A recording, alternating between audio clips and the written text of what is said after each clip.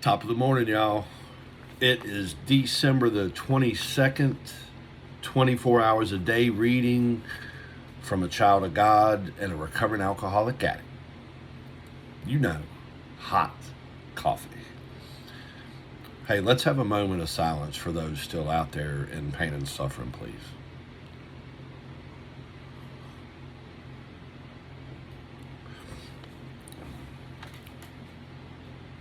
Thank you.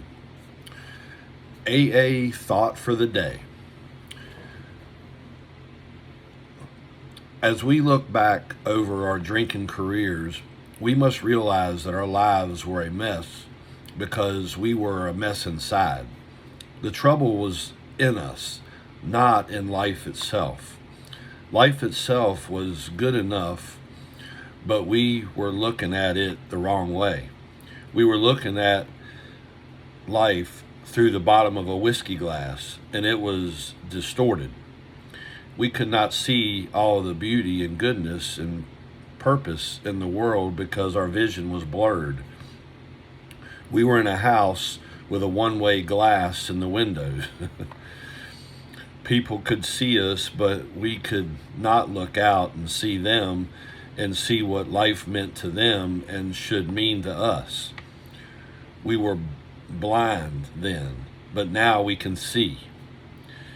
Can I now look at life as it really is? You know it. Yes, I can. And it keeps getting better because my eyes keep on focusing a little better, getting more clear. Back when I was drinking and drugging, I stayed cross-faded. I was drinking. It said the bottom of a whiskey glass. I had a bottom of a beer can or bottle or however else I could drink a beer, and pills. Yeah, whatever it was, any soft goods, it was a bottom of anything. And I just stayed cross-faded. I couldn't see past my retinas. It was bad. I didn't know it, but how miserable I made people feel. That's what I'm thinking now. I mean, I can't believe how I was, and I'm sure it was bad, and I never listened to anybody. But the beauty of it all, and I'm blessed to be on this side of sobriety and living, and to be able to talk about it, which is another thing that it's a blessing to be here, to be able to sit here and talk about it. And maybe one day somebody might read this, or I mean look at this and listen to it, and they might get something out of it to help them. You never know. But I like what it said here. Can I look at life as it really is? Yeah. Hey, life ain't peaches and cream just because you're sober. That's a fact, Jack. You still have to go through things dealing with your emotions sober, which is another struggle.